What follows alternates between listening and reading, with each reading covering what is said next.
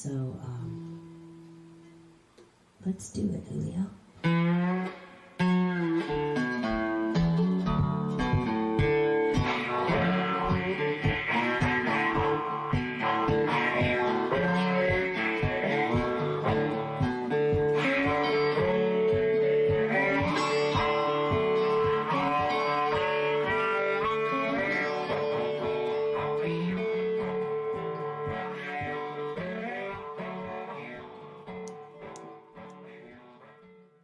Well, Julio and I did it again. We took off out of here and we made it the long journey to the 59th Harmonica Convention in Tulsa. We got to live on Tulsa time for a little bit, and it was like a family reunion.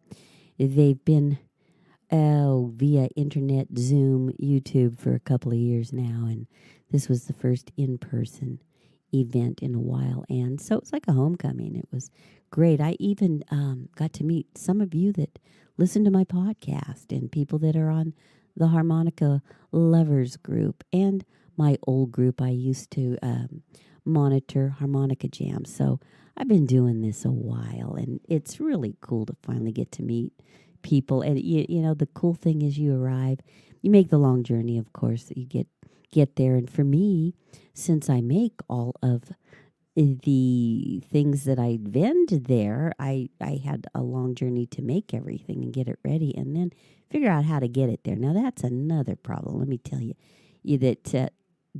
everyone has to get there, especially the vendors and the harmonicas. So we managed to get there, Julio and I, with everything, but getting home was another story. There was some kind of strange bomb scare that turned out to not be anything in Las Vegas that rerouted all the planes and got our luggage lost and ended up causing me extra pain and heartache. But, you know, life is pain, and I'll take the problems, but I won't take the blame because blues is my business. You know, and so there's always that, you know, especially in these times. There's shortages and crises everywhere, I'll tell you what. But getting to go to SPAH through everything in life was just a dream come true. From the moment you get there till the moment you leave. Meeting people like, I was asked if I could sell Charlie Musselwhite CDs at my booth this year, you know. Phil Duncan calls me up and asks me, and I'm like, okay, you know, which, my goodness, yes, of course I will. And so I got to meet him right away and put his CDs out there, and then I had put the word out that anybody else that wanted to bring some, I'd do them. But I'll tell you what, my brain, between running mine and running theirs, and it gave me some somersaults, but I did it. Probably good exercise for my brain, you know, like learning a new song with some harmonica tabs that's entirely different than anything you've ever done. You know, pushes your envelope further. It's kind of a pun because I put all the money in the envelopes, and it was nice to be able to give people, oh yes, here's your CDs, here's your money, and so that was kind of a treat for me to be able to bless that way, because I feel so lucky to be there and to hear the stories of everything. And being in the vending area makes it hard for me to go to things, but I did sneak in Charlie Musselwhite's Q&A with Michael Dirth, the president of SPAH.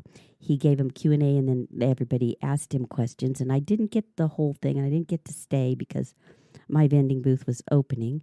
And so I've got some here along with his CD. He gave me quite a few CDs, and I put together a little thing through what he's talked about and his music through the years for you today. That's basically mostly about Charlie and his influences, which are many, and people he's known, which are the top dogs in the beginning of the blues, the little Walter and the big Walter and all the Walters and Muddy Waters and inspiration for the songs that he's written.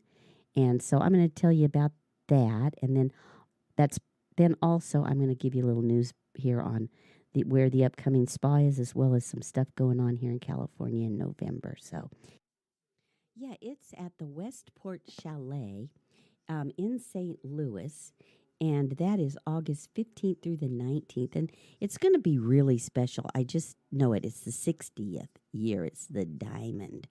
So it's probably one you don't want to miss. I'm going to try to go. I always try every year, but you never know in life what comes up, and I have had to miss a few, which, darn it. That's the way it goes sometimes. But right now I'm back in studio, and I've got a lot of shows here in California that I'll be doing until then, and booking out, and so look for those. And also the Harmonica Lovers group. It's a small group I put together. It's a really good, positive group. No one's gonna criticize anyone, or they're gonna hear from me. So if you're going to be on that group, you got to be nice. And if you're going to be in that playground, in that sound box, you're going to be nice. That's just my only rule, and no spam. And so far, that's working out pretty good. And post your events there. I know that in Oakland, they're going to have Bay Area Harmonica Convergence. And that's going to be, let me scroll down, November 21st, 2022 at 8 p.m. It's over there by Jack London Square. So if you're in the Bay, in Oakland, Berkeley, anywhere, and you're hearing this, check that out. They have a harmonica page, a Facebook page on the event, Harmonica Convergence Bay Area. And so check that out, and if you decide to go, you tell them you heard that from me, because I want to keep everybody in the know. And that's all I know about that's actually some kind of thing that's happening soon.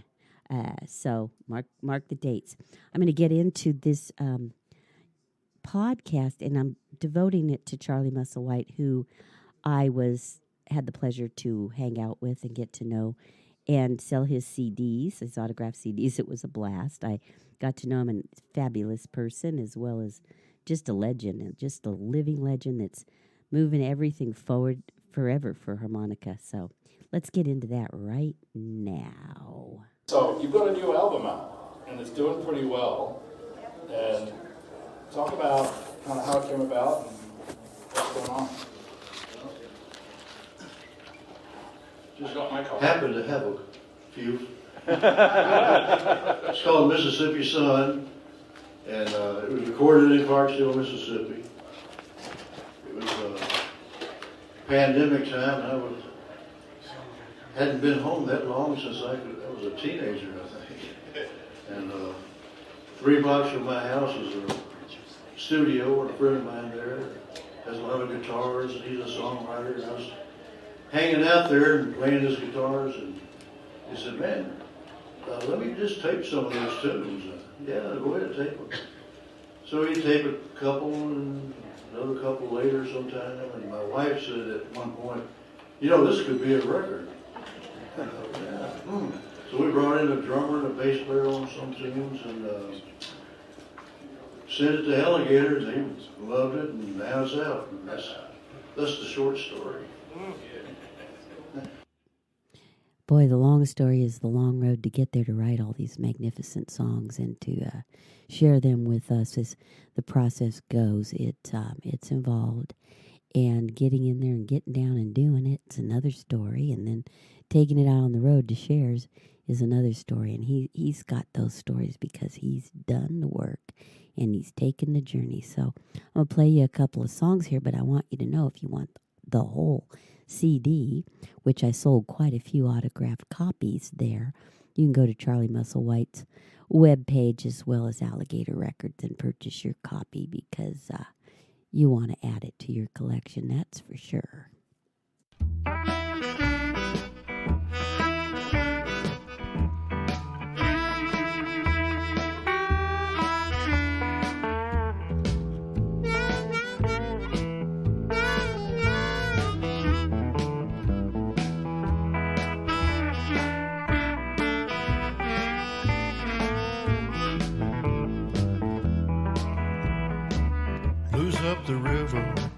Blues up the river, rolling down to the Gulf. Blues up the river, rolling down to the Gulf. I'm gonna drink muddy water till I've had enough. She's gone to Greenville, maybe Natchez, Vicksburg, I don't know. She's gone to Greenville, Natchez, I don't know. I'm gonna set you at Memphis, watch this river flow.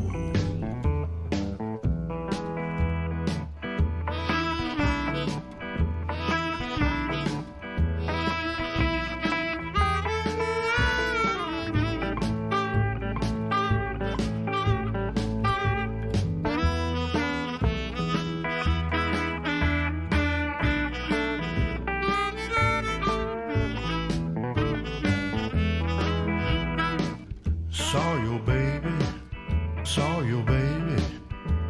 made me think of mine. Saw your baby, made me think of mine. I had to keep talking to keep myself from crying. Blues up the river, rolling down to the Gulf. Blues up the river, rolling down to the Gulf.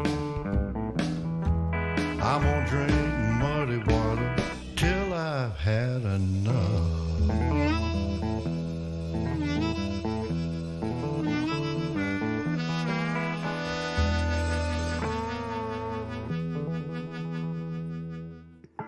Blues up the river. I'll tell you that. Muddy water on that river there. I've been over that bridge a few times as my father was from the South. They were sharecroppers, and we'd head back from California quite a few times a year, and we'd always go through the towns. And I learned a lot as a kid watching all the juke joints jumping, and my dad would say, look at that. It's Saturday night. Everybody's having a good time. And, you know, for me as a little kid, it was all pretty darn interesting. And my daddy was raised in the cotton fields, and he used to get in trouble for hanging out with them blues players. I guess it's just in the blood. I'm going to carry on and keep hanging out with those bad influences, them blues players. So Charlie's got quite a life story, and I've got little snippets of it here.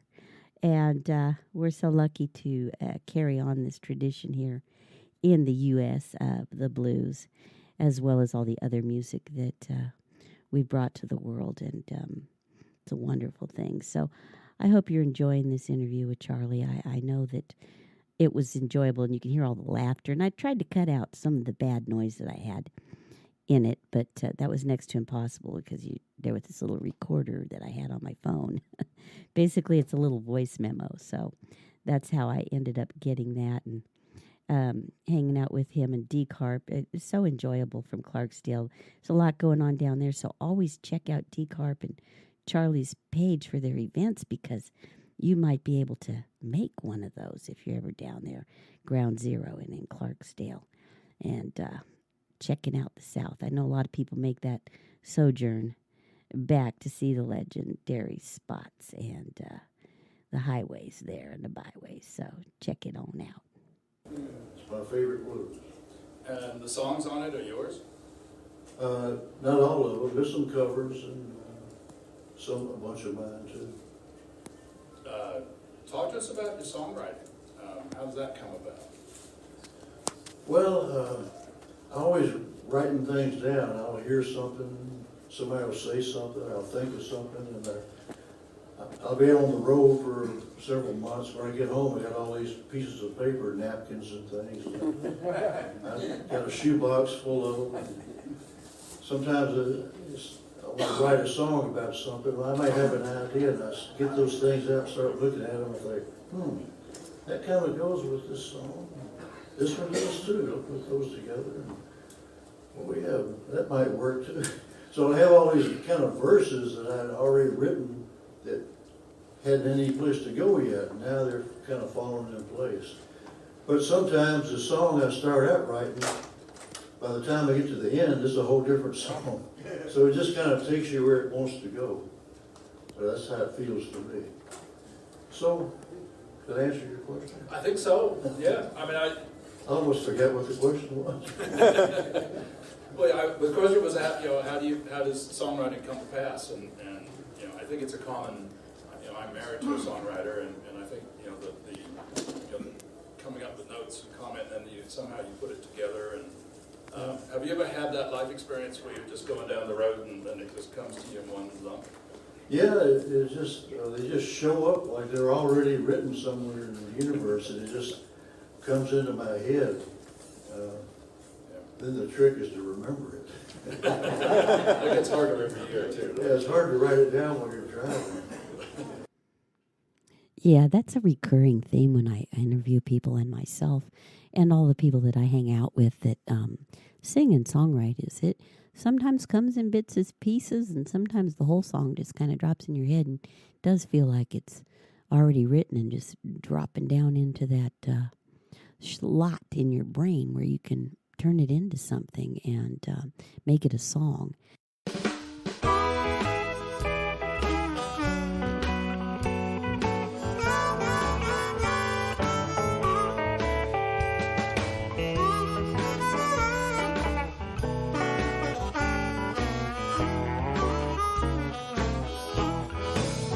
I was walking down the road when blues gave me a ride. You know, blues tells the truth in a world that's full of lies. I was raised up in Memphis, that's down on 61. But you'll find me in Clarksdale, where I have my fun.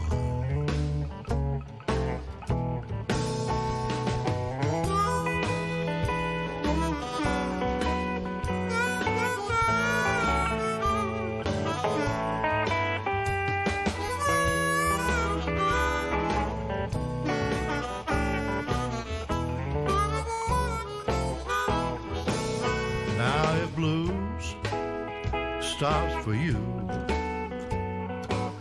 won't you jump on board?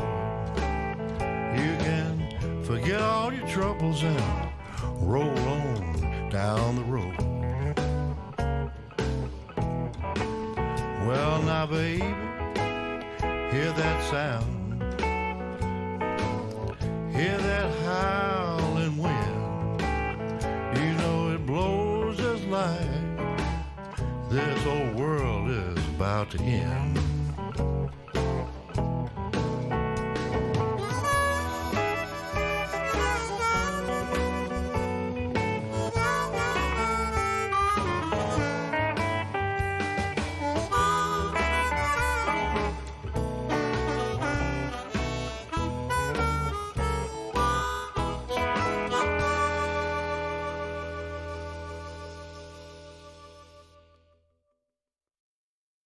Well, in the beginning, when I first started playing, I always had harmonicas. They were just always around. It seemed like every kid on my block had harmonicas. They were cheap back then.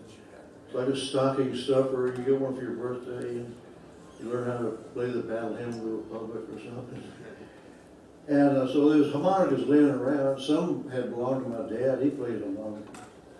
But when I was about 13, I had been going around Memphis looking for old blues 78s, and I found Sonny Moore Williamson and other.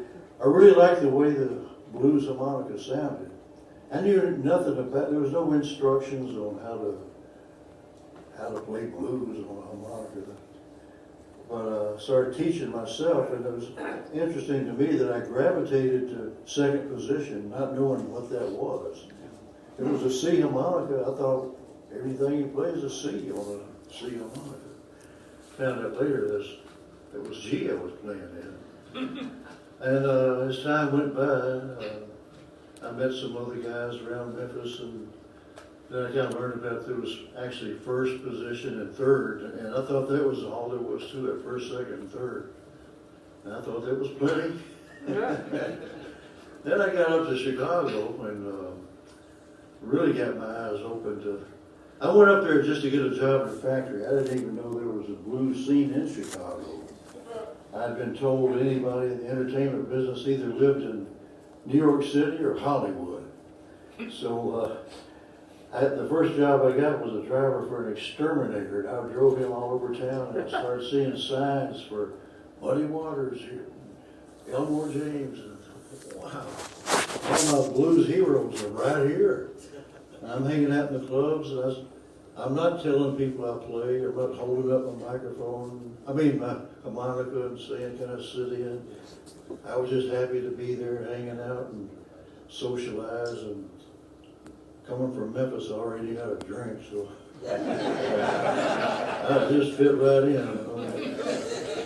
But a waitress I'd gotten to know, I might be getting off the subject here, but anyway.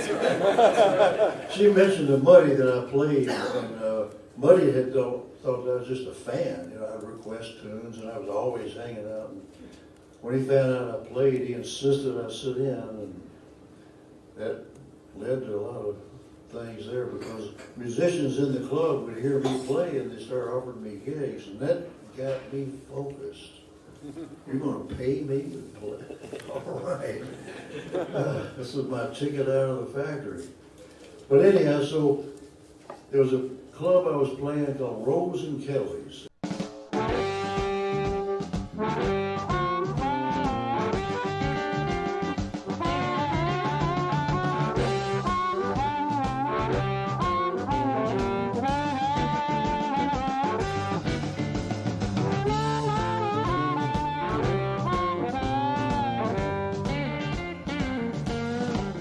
When the sun rose this morning, I had 300 miles to go. When the sun rose this morning, I had 300 miles to go. It's gonna feel real good when I walk in my baby's door. I ain't lying.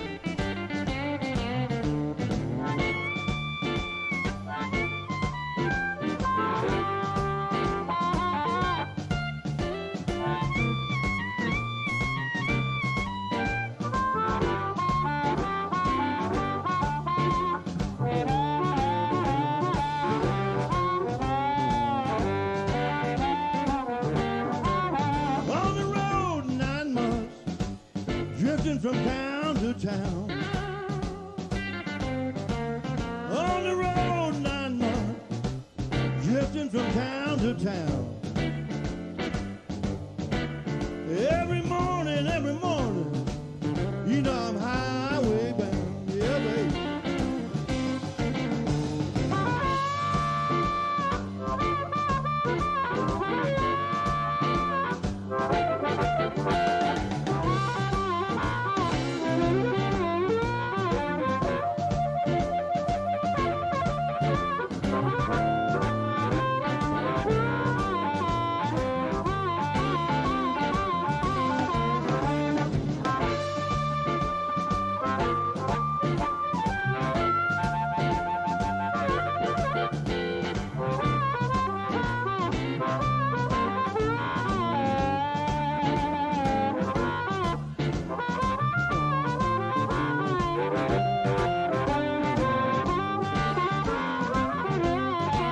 Well, I ain't in no hurry. I didn't come to stay. Well, I ain't in no hurry. I didn't come to stay. I just dropped by, baby, to drive your blues away. I ain't lying.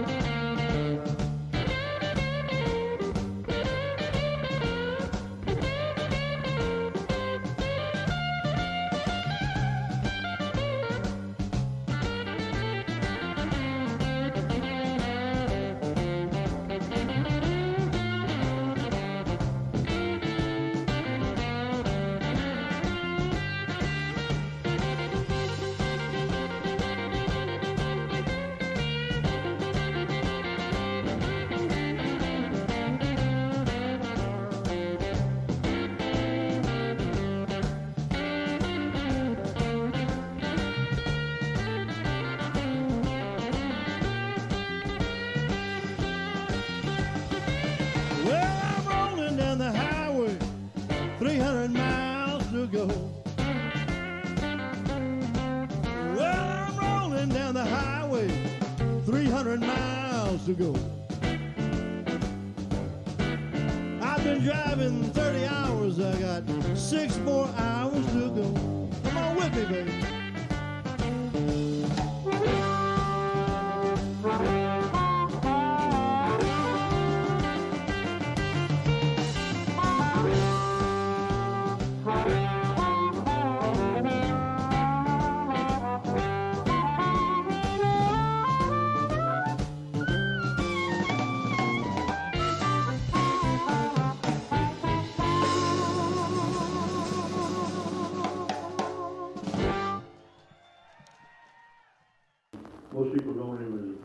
beat Walter. And he'll be there, and Good Rocket Charles will be there, and Carrie Bell, and John Rencher, and a lot of harmonica players. And we would stand shoulder to shoulder and pass the same harp and mic. Oh my gosh. And I gotta say, they would watch to see if I would do it, if I would take the harp. I did. Anyhow, then when we all kind of thought we had done the best we could, Shaky would come over, just take the mic and just blow us all away. One night he had two harmonicas back to back. I'd never seen him do something like that. And he was playing, I could recognize the phrases he was playing. He was playing second position, key of A on the D harmonica. And with a big flourish, he turns it over and starts playing this other harmonica. And I didn't recognize those patterns. And when he got through, I said, Shaky, what's that other harmonica you got there? It was a C. He's playing the key of A on a C harmonica. I'd never heard of such a thing. This was fourth position. That was mind-blowing to me. Well, anyhow, a couple of weeks later, I saw little Walter on 63rd Street. It was in the afternoon. I remember walking up, and there's little Walter, and I said, man, I saw Shaky a couple of weeks ago playing in the key of A on a C harmonica. And little Walter had a way of always doing his shoulders like that, especially when he was laughing. But I told him about that, and he goes, that ain't nothing. You can play an E on a C harmonica too. Wow, E on the same harmonica. So there's C and G and A and E. I mean, so that was fifth position. And that got me to thinking that, well, I guess any octave I can find has got to be a way to get like stepping stones up and back, and you're in that key. So that's kind of how I found out about fourth and fifth positions, and really opened my eyes.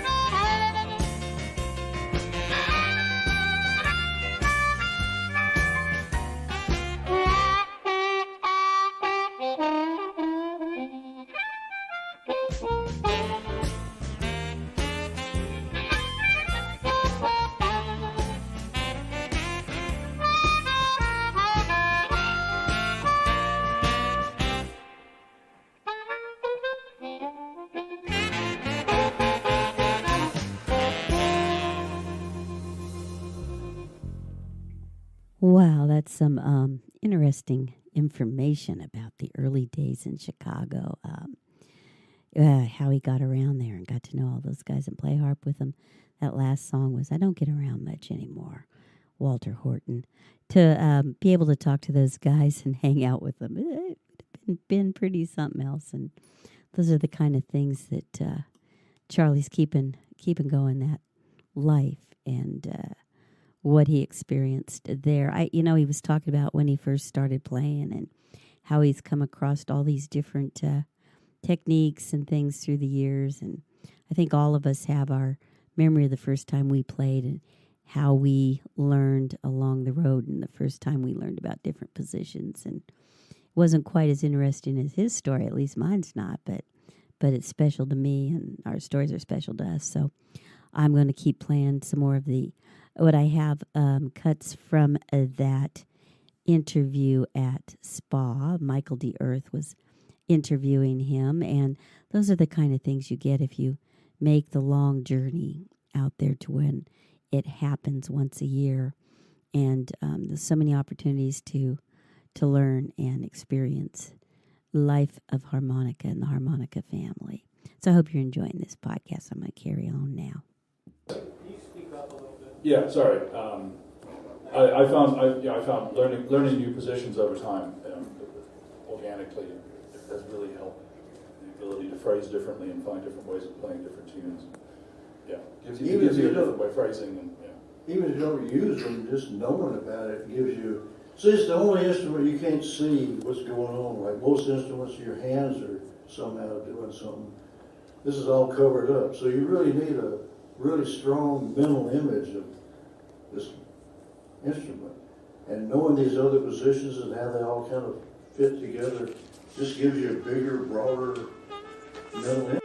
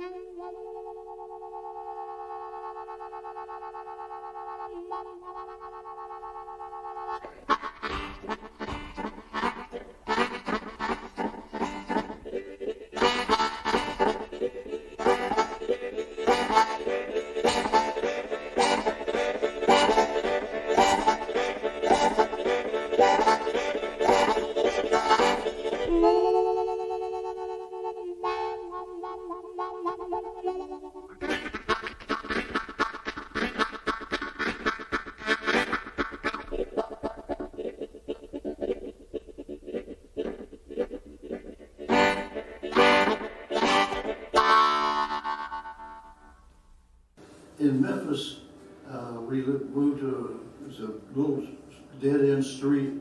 At the end of the street there were woods. Then there was a creek. Across the creek was a black neighborhood. And all the kids would meet at the creek to play in the creek. We just had a heck of a good time. Especially back then, there wasn't no air conditioner, and the coolest place to go was down at the creek.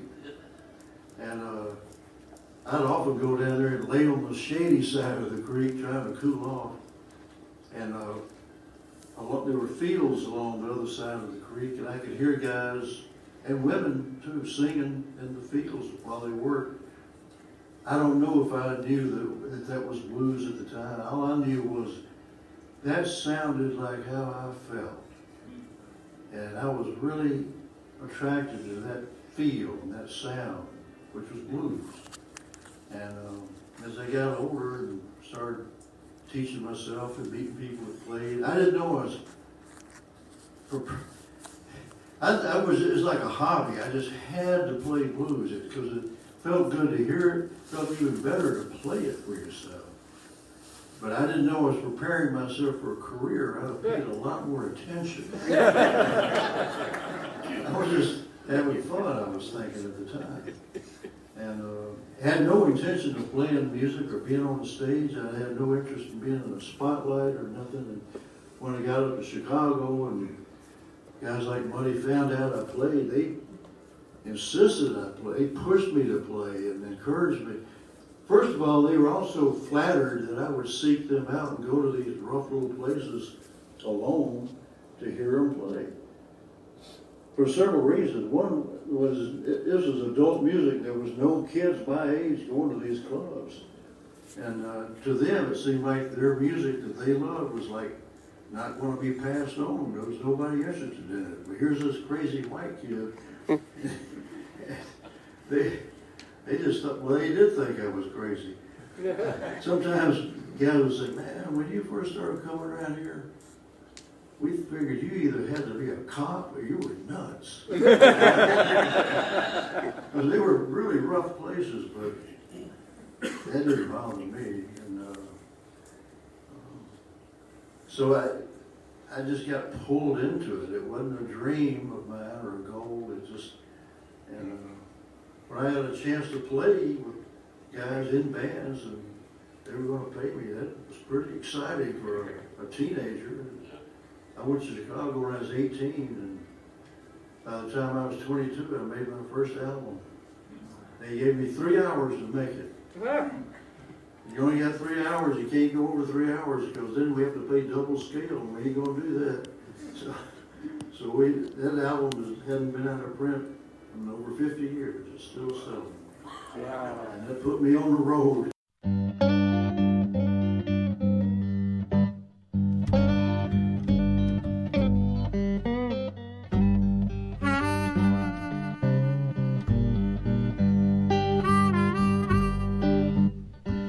You know I'm a crawling king snake. You know I run my den.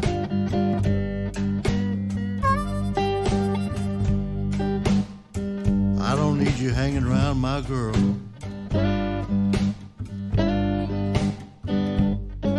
I'm a lover for myself.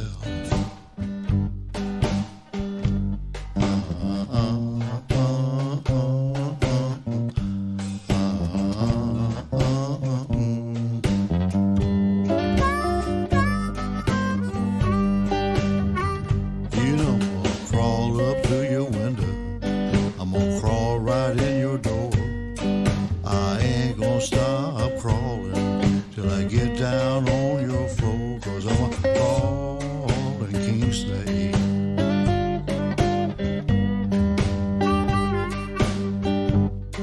And I rule my den.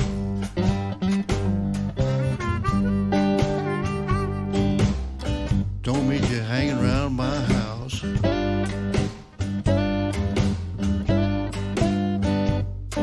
'Cause I got it by myself.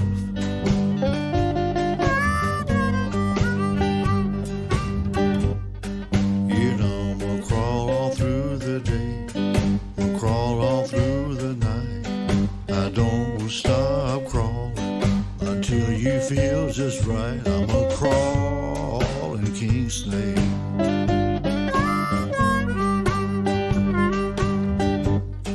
And I rule my den.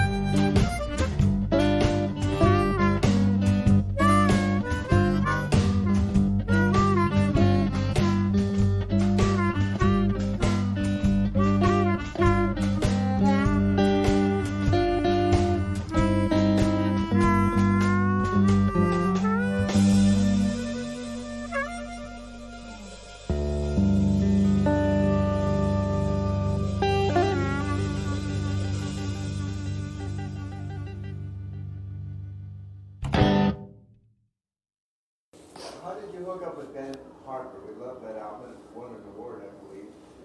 So Yeah. let me repeat the question. So the question was how did Charlie hook up with Ben Harper? Well, the first time, he opened for John Lee Hooker at the club called the Sweetwater in Mill Valley, California. Yeah, the Sweetwater. And John was a real good friend. I'd met him in Chicago, even though he lived in Detroit. He came to Chicago a lot to work, and we became instant friends the first time we met. So John often would call me to say, come on down, and the way he would put it, he'd say, come on, if you ain't working tonight, come on down and help the old boy out. Oh gosh. I said, yeah, John, I'll be down. So I was playing with him that night, and that's where Ben and I first met.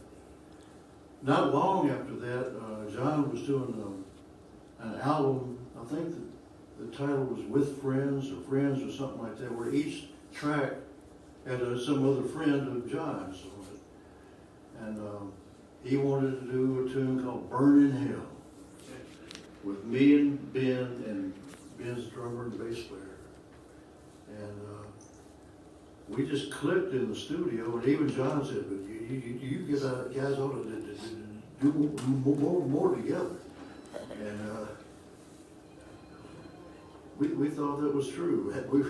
We really enjoyed being in the studio together, working together. And, of course, Ben, when we got to the studio earlier, he had listened to John's earlier versions, recordings of this tune, Burn in Hell, and wanted to play it like that. And I said, Ben, it ain't gonna go like that. And sure enough, John had a totally different version, different key and everything. And that was an amusing little part of that situation. So anyhow, after that, our paths kept crossing. I'd see Ben at different festivals and things, and we were talking about, man, we got to get in the studio together, do something together. We talked about that for years. Finally, we both seemed to have some free time at the same time, and Ben called me up and said, let's get in the studio. And so I went down there in LA and we recorded, and it was pretty relaxed. I remember one of the tunes was a slow blues, and I didn't even know we were recording. You can hear me laughing and I'm talking to somebody, you know. You're not supposed to be doing that when you're recording. And you can hear a door close, somebody goes in.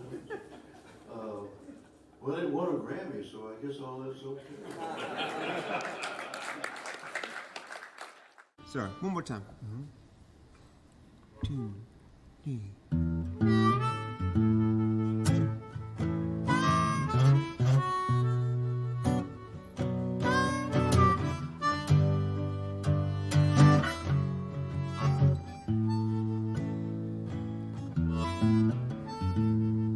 I sit here in the days, wishing I could change my ways.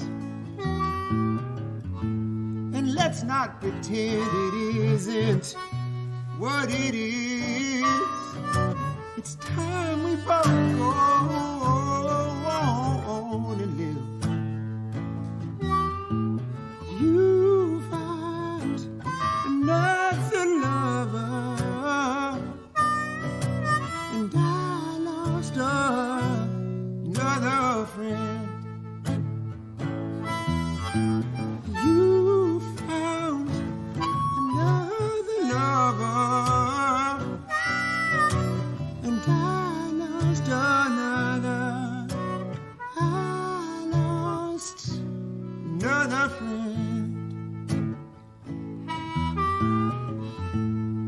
We've been living like it's raining when it's been pouring down, son.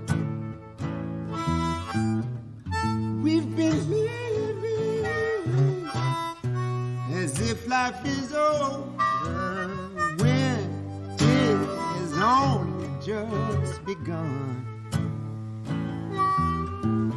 You found another lover, and I lost another friend.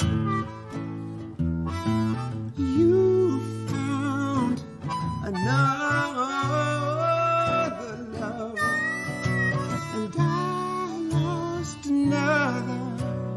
I lost another friend.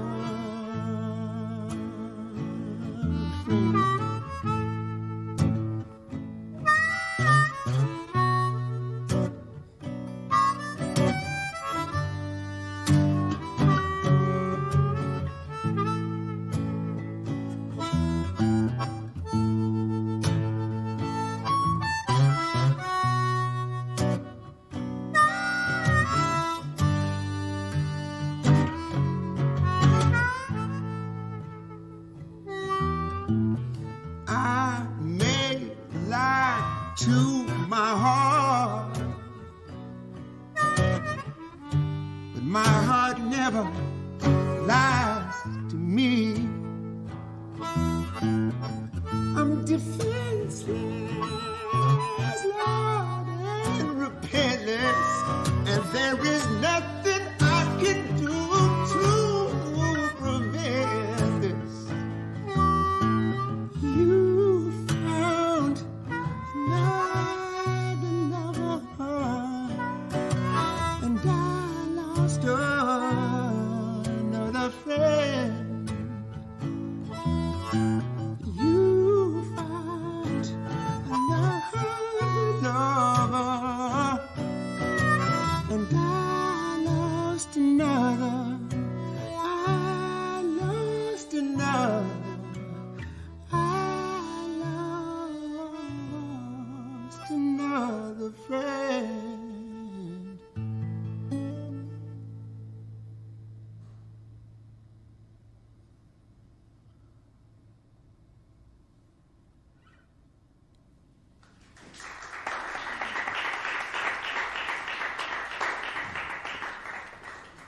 But I tell you, the times I've seen Charlie, he played with Etta James at Couts Vineyard in Murphys, California. And then up in Reno, I got to go up and see him alongside Tom Stryker there, and he was playing with Cyndi Lauper. And I'll tell you what, that's moving it forward. And then Ben Harper, he really does advance and preserve. You know, he has the history. He plays like the old time players, and all the way up into playing with brand new people. So on that, I had Hobo Blues, Walter Horton, and then King Snake Blues, Charlie Musselwhite, and then last, him and Ben Harper, You Found Another Lover, and I Lost Another Friend. So, you know, that's some pretty darn good history and life achievement there. Hats off to Mr. Musselwhite and everything that he's brought to the harmonica and the blues in the world, with everything he does and every step he takes, I'll tell you. Felt lucky to be able to hang out and be there with him and just visiting with him. You know, spas like that, you go and your friends are there and people you haven't seen for a whole year, but a lot of people you haven't met, but maybe online and that you want to meet, and the opportunities there. And there's always great players, but I have to say, for me, this was particularly sweet. No other words. And so I want to thank you for listening to my podcast, and I'll try to get more up. But this is what happened when me and Julio went and lived on Tulsa time for a while. We had a really good time. And now we're heading towards another year, and hopefully we make it out there for the 60th one in St. Louis. That is the hope. That is the dream. And you go ahead and check out nedrruss.com. You can see everywhere that we're at. I've got festivals coming up and places I'm going to have my one-of-a-kind unique art items, as well as all my harmonica wares there. And we will be playing music and just having a good time. We so far have been since we've been home. And we're in a heat wave right now, so it's pretty hot. And I'm in here in my little studio getting this out for y'all. And I appreciate you downloading and enjoying the podcast. Thank you so much for tuning in. Gonna leave you with an instrumental by my husband and myself, the Norfolk River Blues.